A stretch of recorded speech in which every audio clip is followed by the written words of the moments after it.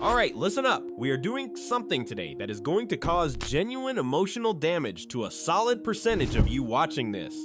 We are going brand by brand through the AR-15 market and diagnosing exactly what kind of person you are based on the rifle sitting in your safe right now. No exceptions, no survivors.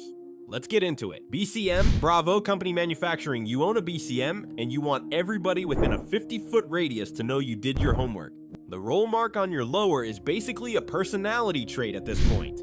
You walk into any gun store and your eyes go immediately to the BCM stuff on the wall and you get this quiet little smirk like you just spotted a fellow member of a secret society.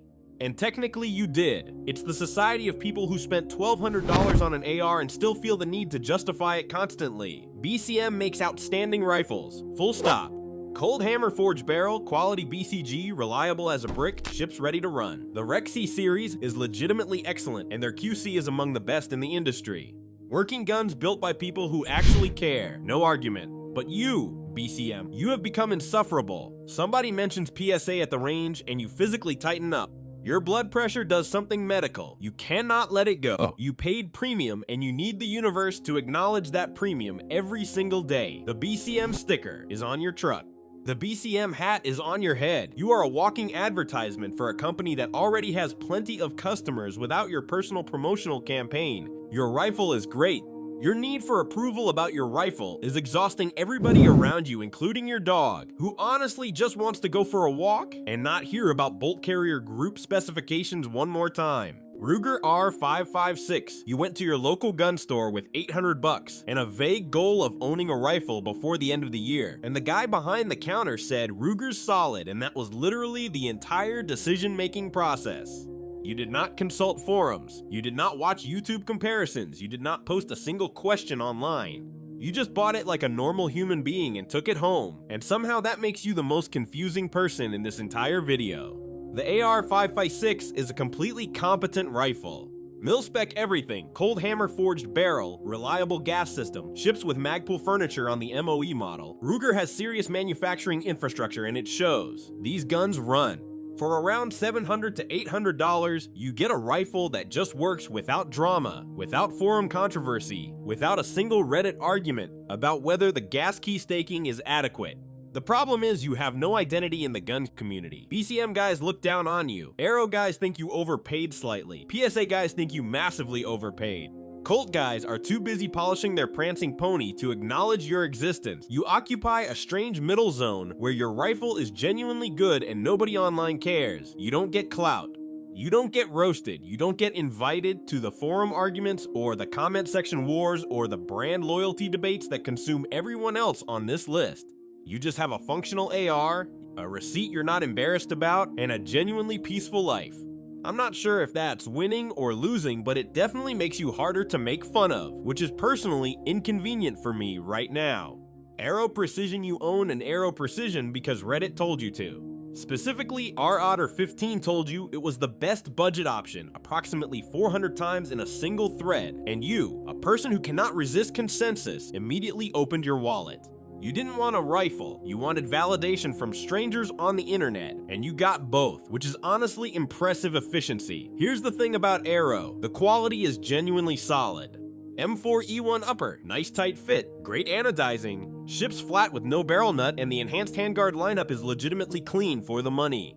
Around $400 to $500 for quality components that run reliably. No complaints on the hardware, the complaint is you. You built this rifle entirely from YouTube videos and then spent the next 6 months telling everybody it's basically the same as BCM. Sir, it is not the same as BCM and you know it, and the BCM guys definitely know it.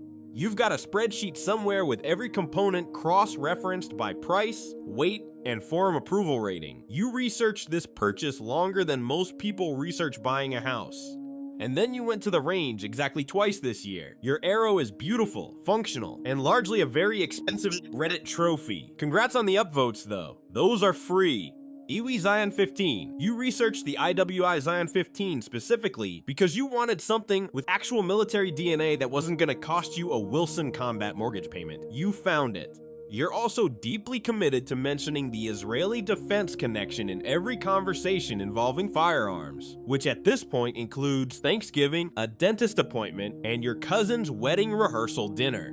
The Zion 15 is a serious rifle. IWI has a pedigree that isn't marketing fluff. They actually build the Taver, the Galil, and supply military contracts.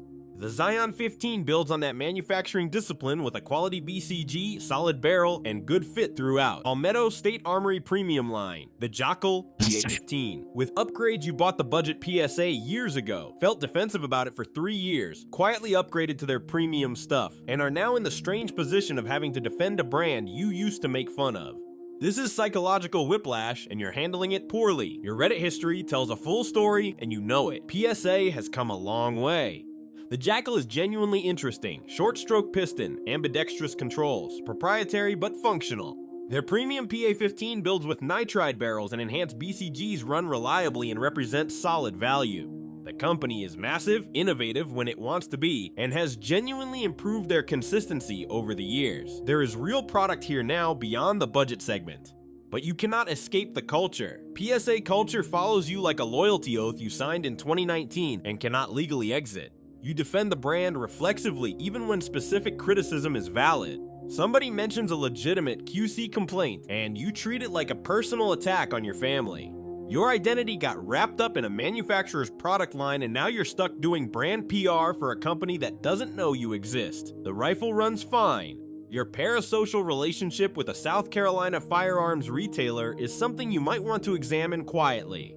LaRue Tactical, you spent the better part of 18 months waiting for a Predator to come back in stock, and in that time you developed an almost spiritual relationship with a rifle you did not yet own. You checked the website, you set notifications, you told your wife about restock alerts like you were tracking a natural disaster. And when it finally shipped, the unboxing video you filmed for yourself, that you have never shown anyone, was genuinely emotional. LaRue makes incredible rifles. Mark LaRue is a legitimately obsessive perfectionist, and it shows in every machined surface. The fit on a LaRue upper is absurdly tight. The triggers are exceptional. The barrels are match grade. The OBR is one of the finest precision AR platforms ever built at any price point. These are series tools made by serious people with a level of care that most manufacturers cannot touch.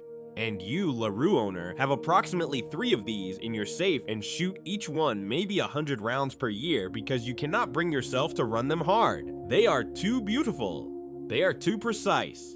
Every range session involves half an hour of deliberation about which one to take out, followed by extreme caution about getting carbon on anything, followed by a cleaning session so thorough it takes longer than the actual shooting. Your rifles are works of art. They are also functionally underused works of art, and somewhere Mark LaRue is mildly disappointed in you personally. He built those to be shot. You built a shrine. There is a difference. And that's the thing about all of this. Every single one of you, budget buyer, Reddit researcher, premium collector, piston evangelist, you all love these guns and you're all a little bit ridiculous about it. And that is exactly what makes this community worth being in. If you are furious right now, it means I described you accurately. If you're laughing, it means I described your buddy accurately and you're already texting them this video. Hit the like button, subscribe, and stay close because we have got a lot more coming your way and none of it is going to be gentle.